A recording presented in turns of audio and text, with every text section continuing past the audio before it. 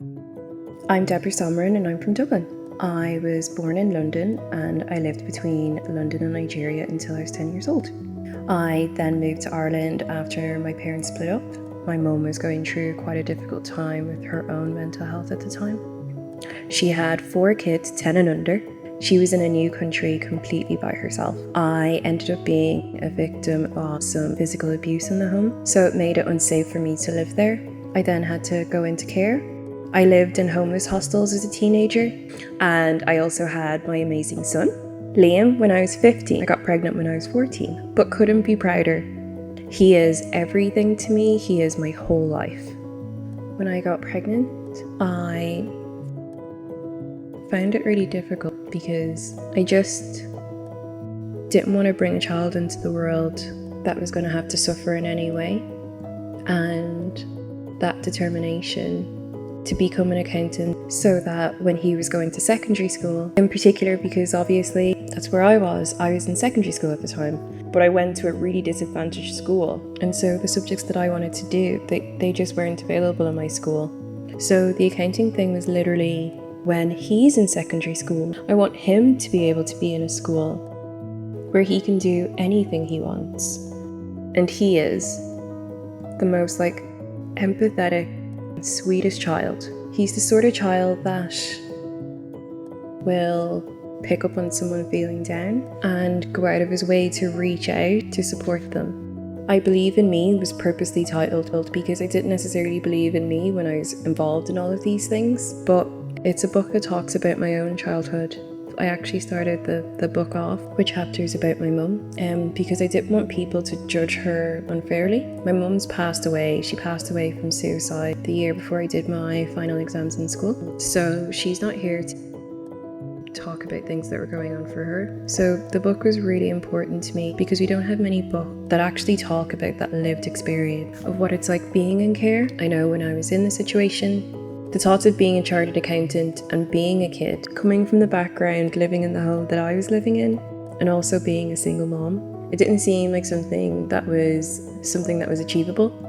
I didn't have a lot of role models who had come from that background, so I really wanted to write a book that was authentic to my experience in care, so other people in care, were able to relate to it, and also so they could see what was possible for them. So when a homeless charity that had helped me approached me in 2017 and asked me to help share my stories, to kind of put a different face to homelessness, I just thought there has to be more I can do than talking about myself. I have to be able to, why don't I try and do this now? So what we're trying to do is create something that should exist, right? It's just student accommodation for single parents who are in college, with a creche on site to cater to their childcare needs. Because one of the biggest barriers to single parents actually being able to go to education is something like childcare. We're also trying to create housing for people just from a low-income background. Right now, what we have in the news is reports of students going into soup kitchens, students not being able to afford accommodation, and having to drop out of education as a result. So that's not fair because people from more affluent backgrounds, they don't have to worry about that. They just get to have an education. And we need more diversity in terms of different backgrounds in the workplace. We need to support people to be able to have the same opportunities as everyone else. So that's what we're trying to do in Empower the Family, is literally just creating student accommodation that's affordable and meets the needs of people from low-income backgrounds. And the reason we're starting with single parents, also we're going to be supporting people who come out of care as well, is because they are the 2 biggest at-risk groups for homelessness, and they are the people currently living in homeless accommodation right now. I know right now there are people within those 2 groups. I have numerous stories of people I lived with who, after they turned 18, their stuff was literally packed into bin bags and they were dropped off at a homeless hostel. That's not okay.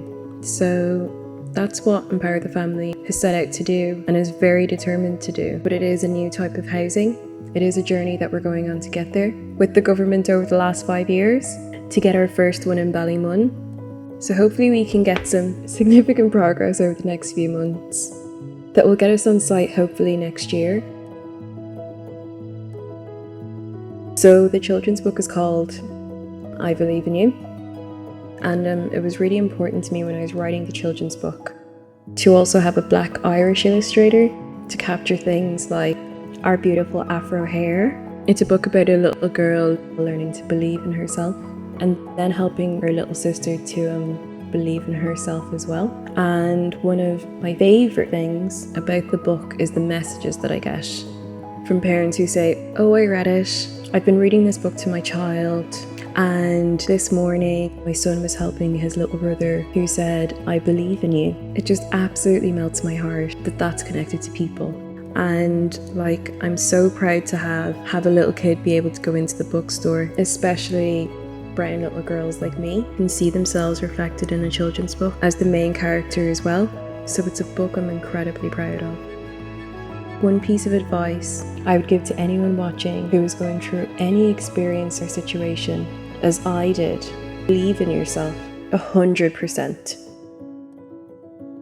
I'm Deborah Somorin. I'm making a difference, making a full impact.